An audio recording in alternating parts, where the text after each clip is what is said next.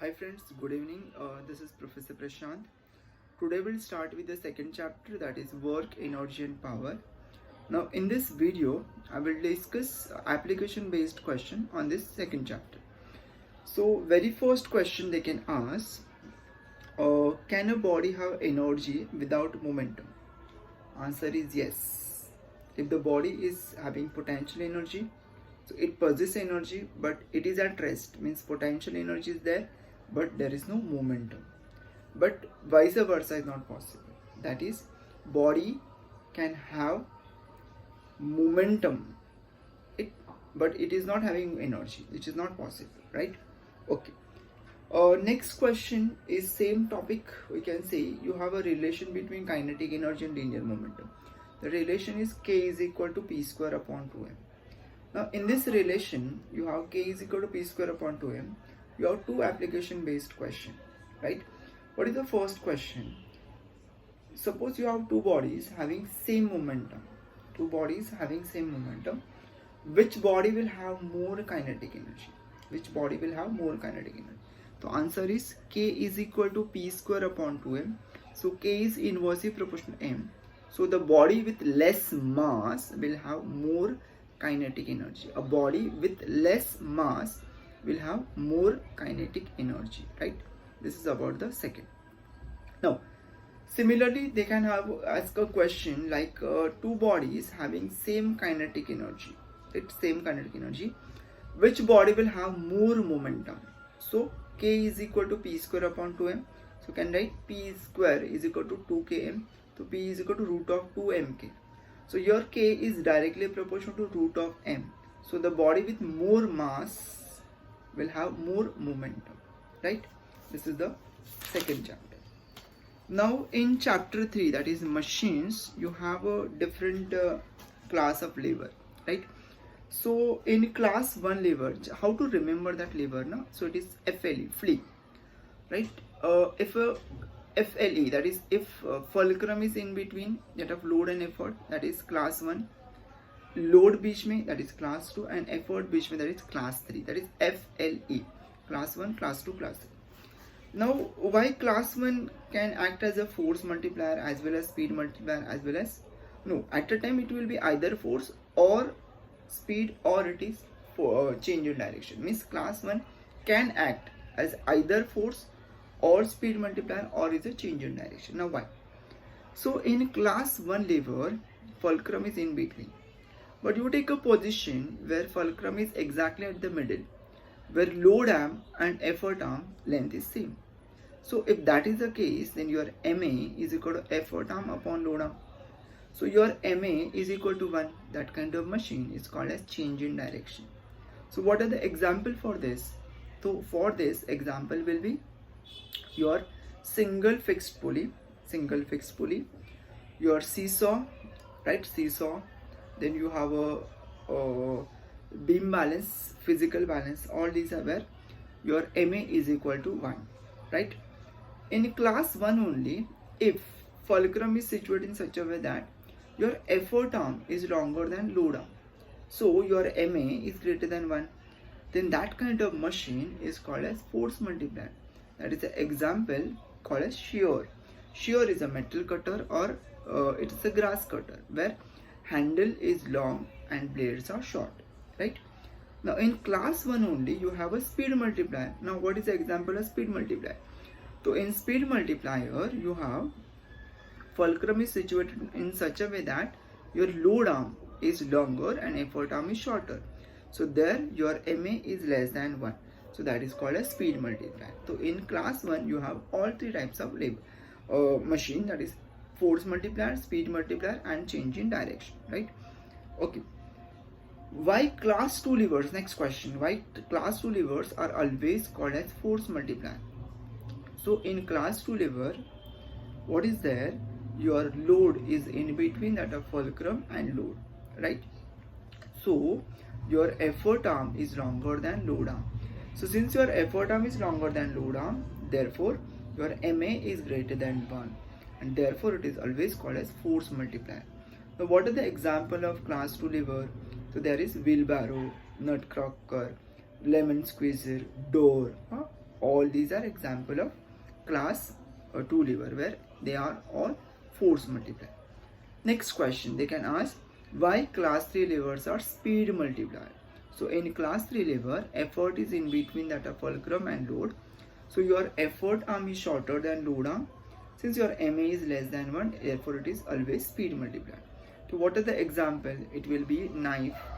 You have a knife. You have a say next will be forearm in your human body.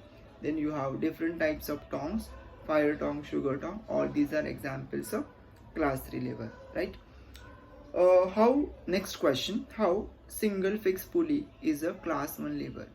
So in single fixed pulley, your hook is attached, right, to the upper block, that is to rigid support. That will be your fulcrum. On one side there is a bucket, that is your load, and from other side you are applying effort. So fulcrum is in between that of load and effort, therefore it is class 1 lever, right?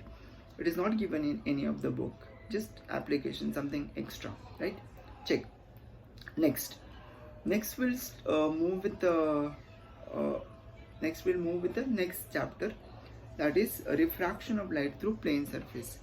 Now in this part, refraction through plane surface, you have first part, what is lateral displacement, right? Lateral displacement is the perpendicular distance between the emergent ray and the path of incident ray, right? This is one question. Now next question they can ask, okay, why what is the difference between absolute refractive index and the relative refractive index? Now when they say absolute refractive index, it is with respect to air or vacuum. Means if ray of light is going from air or vacuum to any other denser medium, it is called as absolute refractive index, right? mu G, mu W, right? mu W, mu G, mu D diamond, all these are absolute refractive index. Now the question is, can the absolute refractive index be less than 1, right? Answer is no, because your refractive index, the absolute refractive index, is the ratio of velocity of light in air to the velocity of light in glass or medium. So there is no medium where speed of light is more than 3 into 10 raised to 8, because that is the only vacuum, right? Vacuum and air will be same.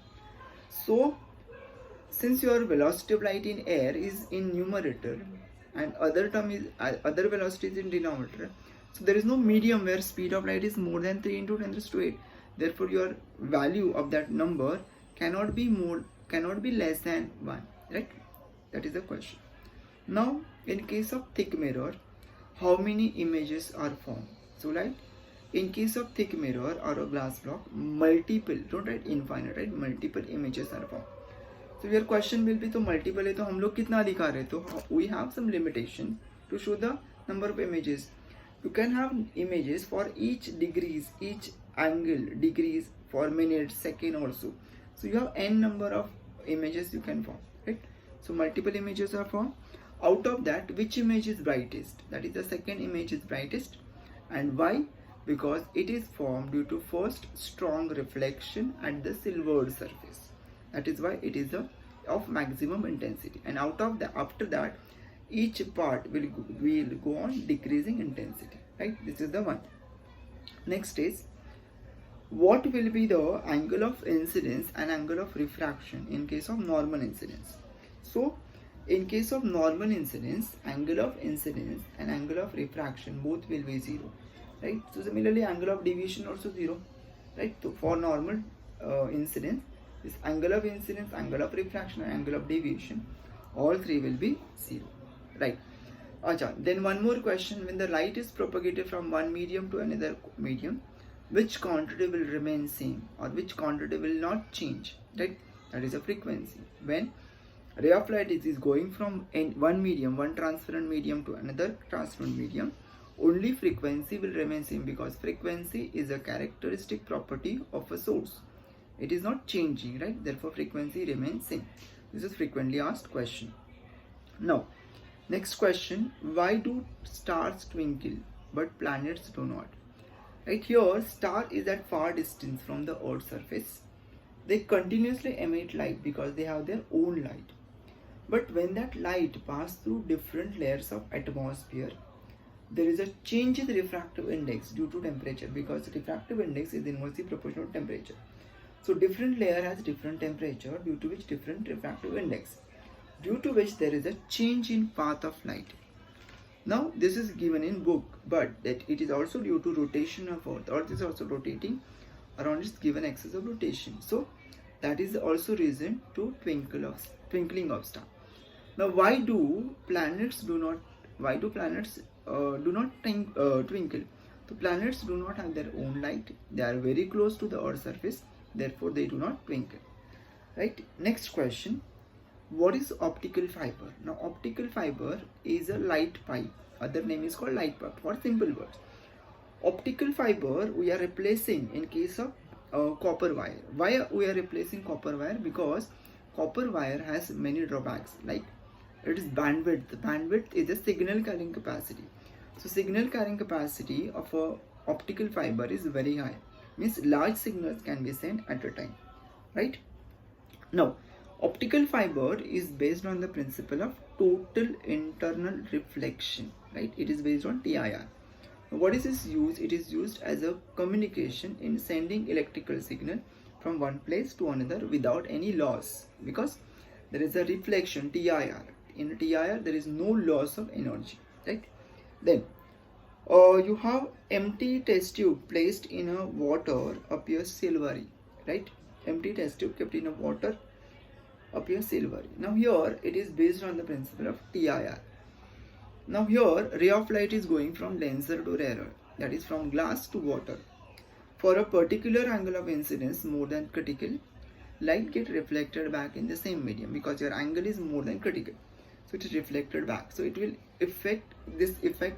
this will affect as a mirror. Therefore that part appears silvery. Now that's it for this videos, 2 videos. Thank you so much.